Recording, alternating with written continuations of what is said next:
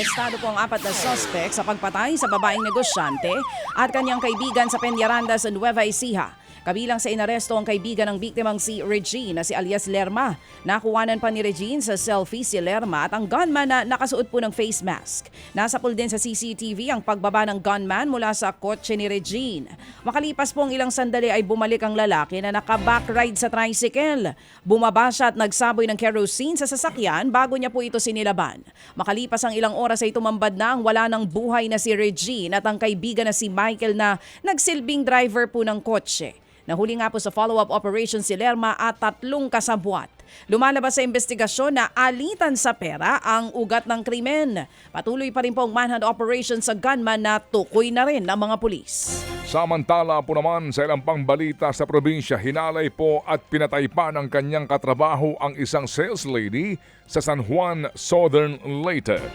Nakasubsubpot wala ng damit pang ibaba ang biktima ng madiskubre sa damuhang bahagi ng isang resort.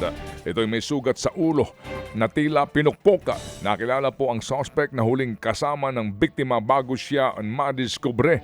Nagkayayaan daw ang magkatrabaho na mag-inuman at nagpresenta po daw ang suspect na ihahatid ang biktima pero doon na umano niya ito ginawa ang krimen. Sumuko ang suspect sa pulis at inamin ang karumal-dumal na kanyang ginawa. Patay naman po ang isang estudyanteng rider habang kritikal ang dalawa niyang kasama ng sumalpok sa truck sa 2P South Cotabato.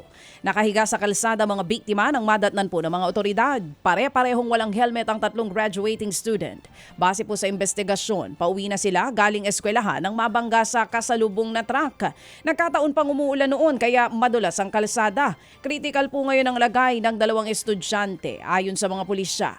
Posibleng matuli ng takbo ng motorsiklo. Mahaharap po ang truck driver sa kaukulang mga reklamo. Natagpuan po naman nakasilid sa sako ang bangkay ng nawawalang babae sa Kabanatuan sa Nueva Ecija. Naagnas na po ang bangkay ng mga biktima nang ito'y makita ng mga residente sa irrigation canal. Kinilala po ang biktima na si Melly. Ganyan-ganyan din po ang nangyari sa mister ng naturang biktima noong po March 9 sa pareho pong irrigation canal. Nakasako rin na natagpuan po ang bangkay ng asawa po ni Melly. Posible po raw na sabay itinapon ang kanilang mga bangkay pero inanod po lamang ang babae kaya hindi agad nakita. Pagnanakaw po ang sinasabing isa sa mga motibo sa naturang krimen. Arestadong 2 Pinoy na kasabwat umano ng 2 Chinese na nahulihan ng bilyong-bilyong pisong halaga ng hinihinalang shabu. Diyan po yan sa Paluan Occidental, Mindoro. Ayon sa Philippine Army, namataan nga ang 2 Pinoy na umaaligid sa lugar sakay po ng rigid hull inflatable boat magkatapos pong mahuli ang mga Chinese. Sabi ng 2 Pilipinong arestado, may nag-utos daw sa kanila na magtungo sa lugar dahil mayroon daw silang susunduin. Iniimbestigahan pa kung kasama sa pakay nila ang pagkuha ng sako-sakong hinihinalang shabu.